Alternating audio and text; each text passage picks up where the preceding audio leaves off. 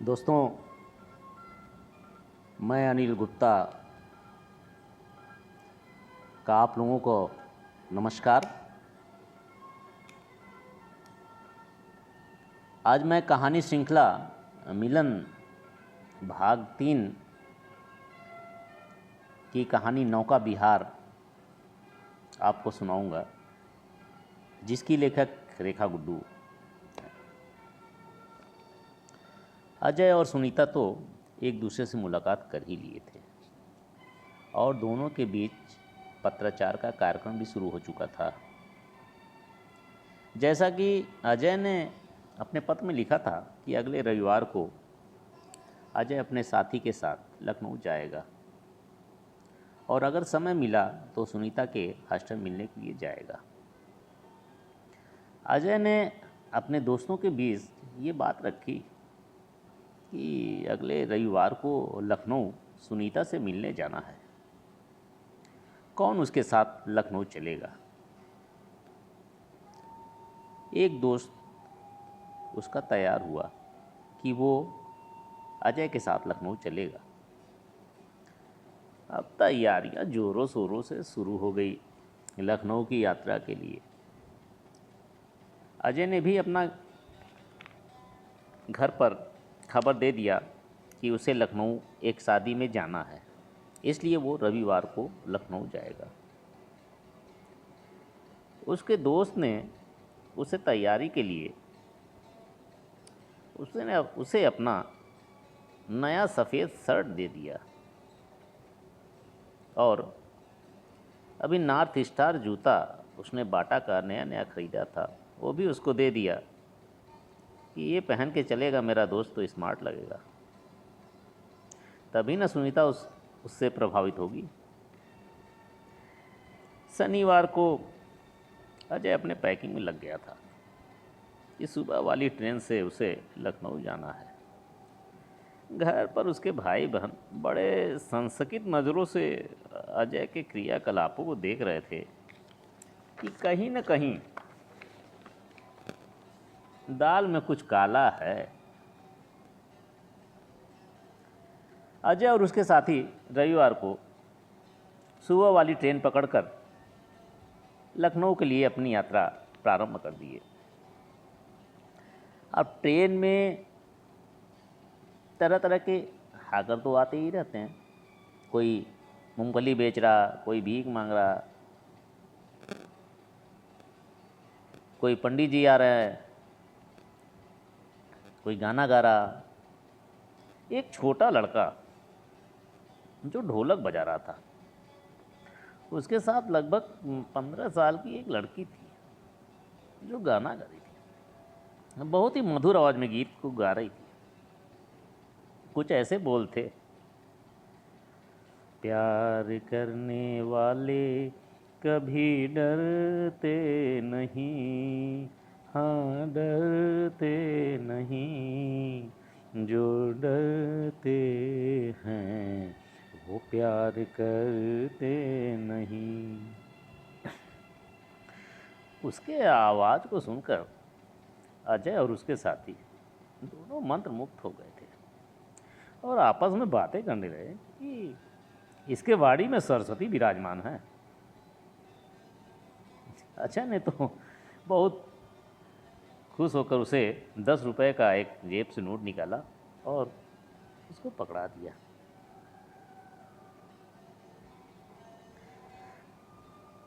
दोनों लखनऊ पहुंच गए।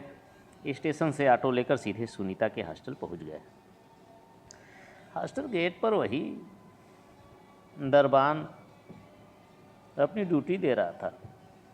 अजय को देखते ही दरबान मुस्कुराने लगा और तुरंत बोला, अरे साहब नमस्कार। अजय को पहचानता था और पिछले बार जब अजय हॉस्टल सुनीता से मिलने गया था तब उसके दोस्त ने उसे 50 रुपया जो दिया था। कहते हैं ना, रुपए में बड़ी ताकत होती है, न बाप बड़ा न भैया, सबसे बड़ा रुपया।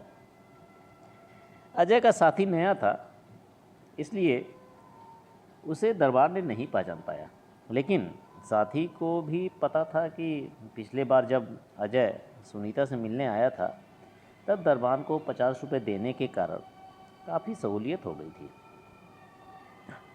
अजय के साथी ने देरी नहीं किया, झट से जेब से 50 रुपये का नोट निकाला और दरबान को पकड़ा दिया।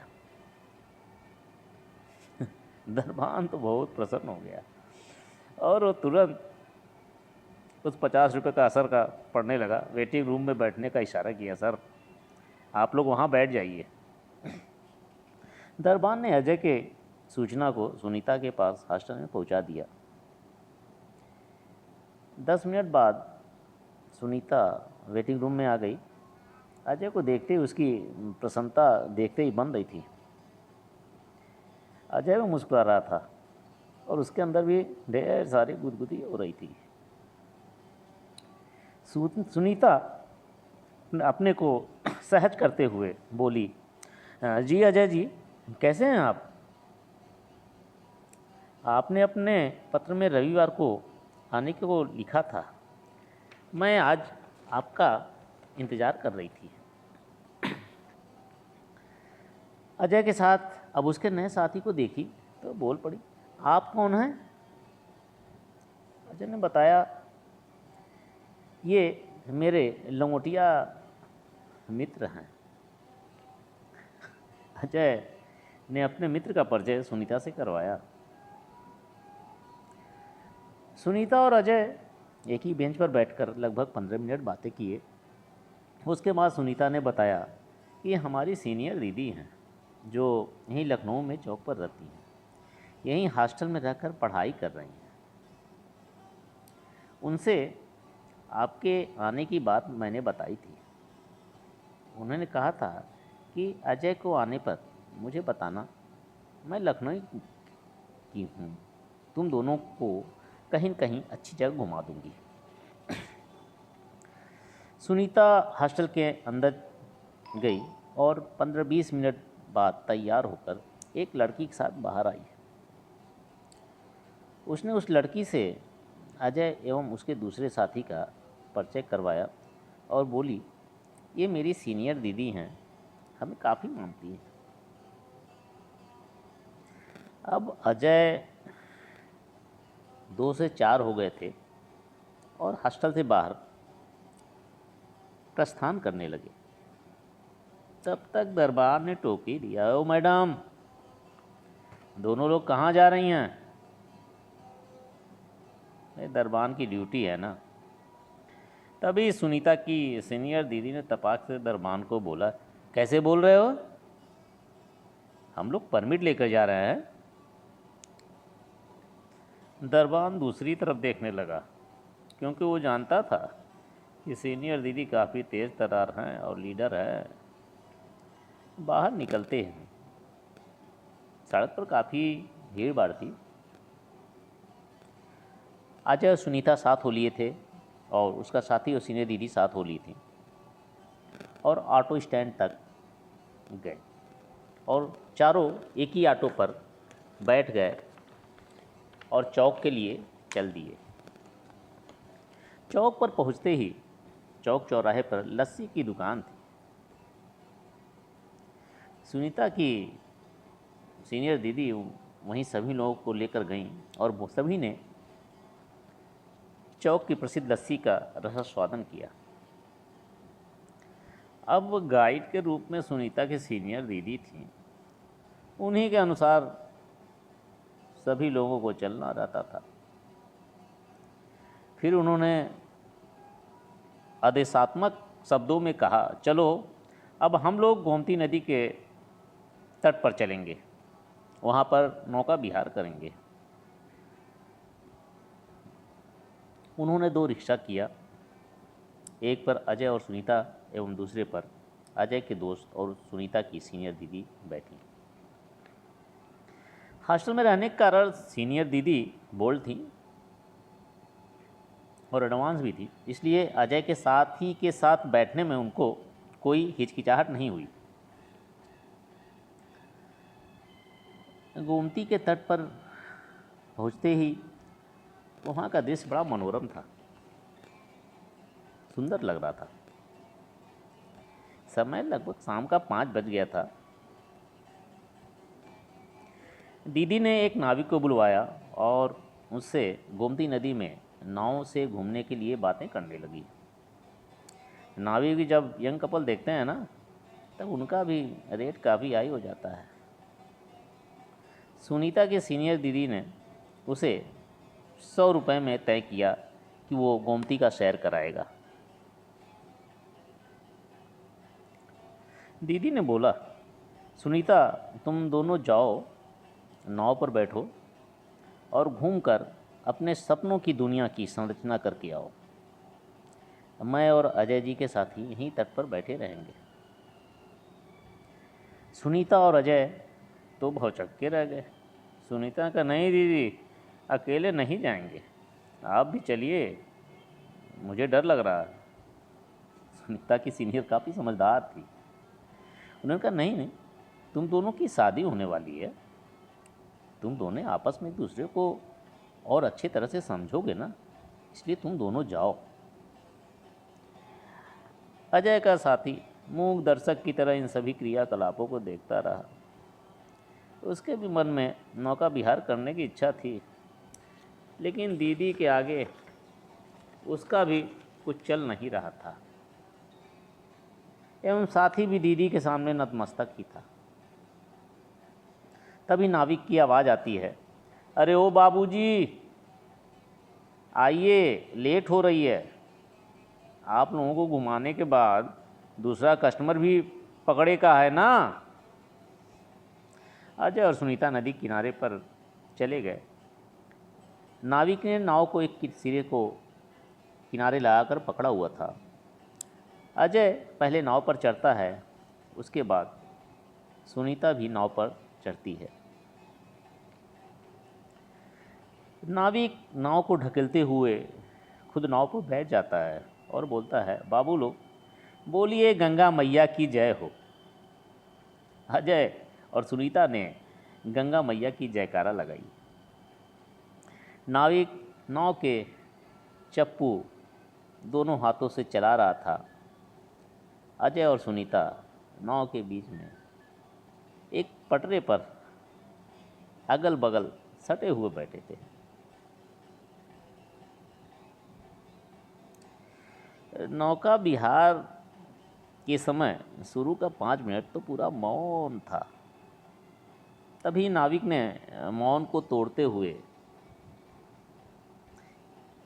एक गीत गुनगुनाने लगा। रे ताल मिले नदी के जल में, नदी मिले सागर में, सागर मिले कौन से जल में, कोई जाने ना। हो रे ताल मिले नदी के जल में हो।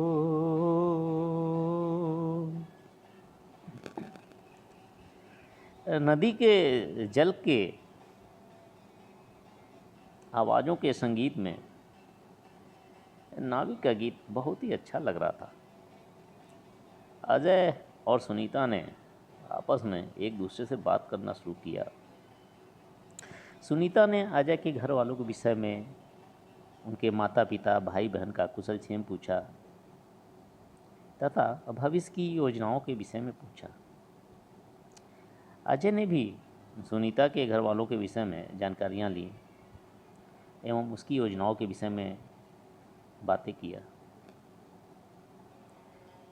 नौका विहार हो रहा था। अजय और सुनीता दोनों अब शांत थे।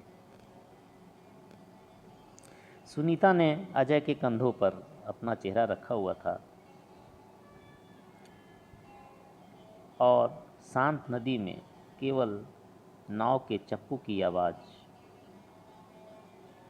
आ रही थी। तभी सुनीता ने बात प्रारंभ किया फिल्मों की। सुनीता को फिल्म वगैरह बहुत अच्छा लगता था।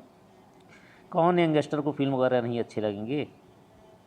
और कहने लगे कि अजय जी, अगली मुलाकात होगी तो हम लोग एक साथ फिल्म देखेंगे।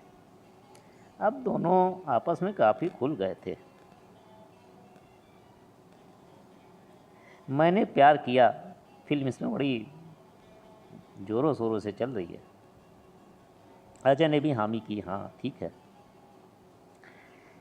सायंकालीन किरणों का आगमन होने लगा था। नीला आसमां चादर ओढ़े हुए पूरे दृश्य का अवलोकन कर रही थी। नाविक नाव को किनारे पर ले आया, तब तक थोड़ा अंधेरा भी हो गया था। सुनीता अजय के कंधे पर अपना सिर रखी हुई थी। तभी नाविक की आवाज़ दोनों को ध्यान भंग किया। अरे ओ बाबूजी, किनारा आ गवा। नाविक ने 2 बार आवाज़ किया, लेकिन दोनों तो किसी और दुनिया में थे ना। नाविक ने की आवाज़ से अचानक सुनीता ने अजय के कंधे से अपना सर हटाया। दोनों नाव से उतरते हैं। वहाँ अजय का साथी और सुनीता की सीनियर दीदी दोनों उसका इस प्रकार स्वागत करते हैं कि जैसे दोनों कहीं बहुत दूर की यात्रा करके लौट आ रहे हैं। हाँ, वो दूर की ही यात्रा ही तो थी, सुनीता और अजय का नौका विहार। जी हाँ दोस्तों, आज की यही कहानी थी, नौका विहार। दोस्तों, श्रृंखला कहानी श्रृंखला मिलन 21 भागों में है। सभी भाग YouTube चैनल पे लोड है। आप उसे कहानी श्रृंखला मिलन प्रस्तुति अनिल गुप्ता से खोल सकते हैं और सभी श्रृंखलाओं का अवलोकन कर सकते हैं। दोस्तों नमस्कार।